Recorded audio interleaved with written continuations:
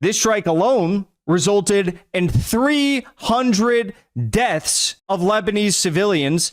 This strike alone, allegedly, according to the Israelis, took place in an effort to target Hezbollah Secretary General Sheikh Naim Qassem, but he wasn't present there. So they just killed like 300 civilians, just, on the off chance that maybe he was there, but he wasn't there. He wasn't there. Israel ordered the Lebanese armed forces to evacuate from the Qassimia Sea Bridge in Tyre.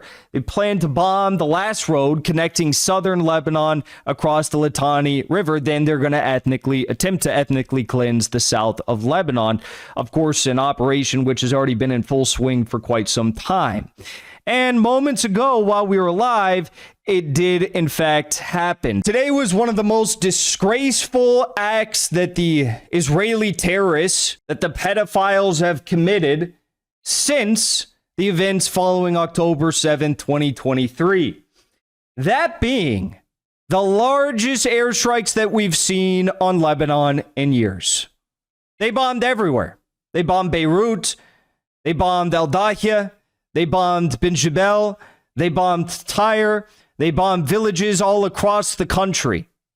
We're going to talk about exactly what they hit, why they targeted it, and why they're still doing this in the face of the ceasefire. Day one of the ceasefire.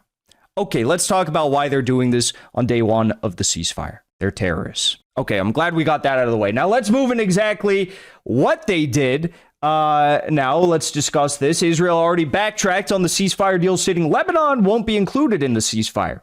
Keep in mind, when this whole thing started, the U.S., Iran, it was number one point on Iran's plan that they submitted. And even Pakistan and the U.S., they had agreed that, yeah, Lebanon would be included in the deal. Reuters, Associated Press was posting about this, even saying like, wow, that was a really big concession that they got out of the U.S.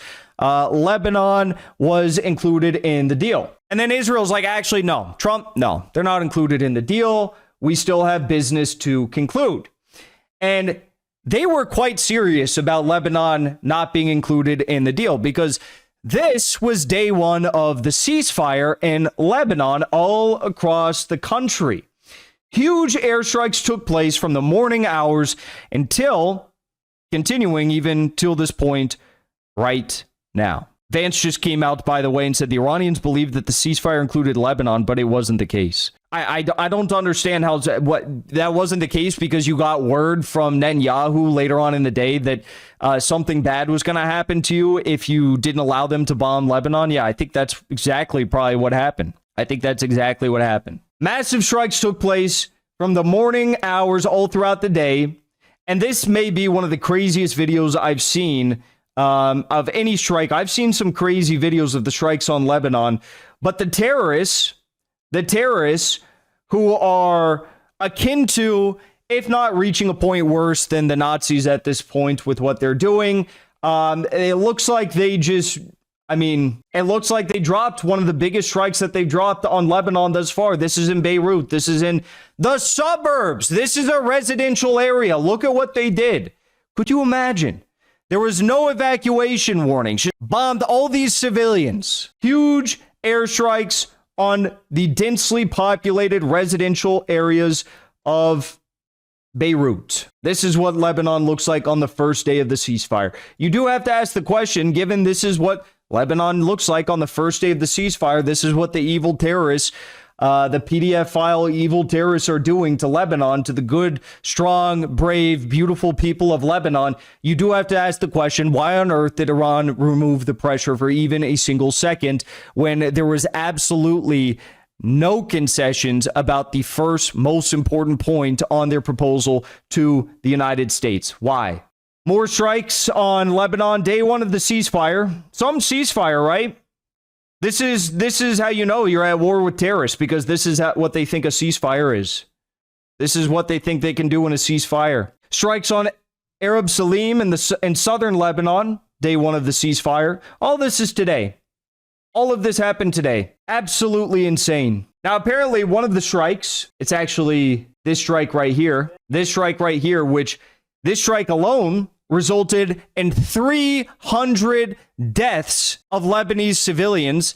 This strike alone, allegedly, according to the Israelis, took place in an effort to target Hezbollah Secretary General Sheikh Naim Qassem, but he wasn't present there. So they just killed like 300 civilians, just, on the off chance that maybe he was there, but he wasn't there. He wasn't there. Israel has murdered 300 civilians in Lebanon today amid the ceasefire. That was up until, the midday afternoon hours. Okay. Hezbollah then responded by firing, some rockets into Kiryat Shmona in Israel after the largest Israeli strikes in Lebanon in years. More photos from the strikes in central and southern Beirut. My mistake, southern Beirut. Hundreds dead. Another angle of the strikes on Beirut. You usually see black giant plumes of smoke like that when a missile is fired at like an oil depot. This is fired at a residential building. It just goes to show the scale at which they're dropping bombs, how big these bombs are, how fast they are sent into the soil of Lebanon, that they cause a smoke plume and implosion such as this. More images from the destruction and search and rescue efforts in Lebanon, and more strikes on Kfar Melki in Lebanon, as well as Beirut. As the sun set, we also had strikes on Tyre as the sun set in Lebanon tonight. After that, we had more strikes on Beirut. They leveled a portion of yet another residential building in Beirut. As you can see here, all amid the ceasefire. Major search and rescue missions ongoing. You can see the scale of the damage, how many people are there searching for any survivors. And if you're wondering, why is Israel so committed to this operation in Lebanon, to this operation in Beirut, in Tyre, in Dahya, in Ben Jebel, in Odesset, and all the cities of Lebanon, it can be summed up right here. Actually, it was exactly what our good friends were reporting on. Our good friends from Russia Today were reporting in Lebanon when they were bombed. You guys remember that video? I shared that video with you. We did a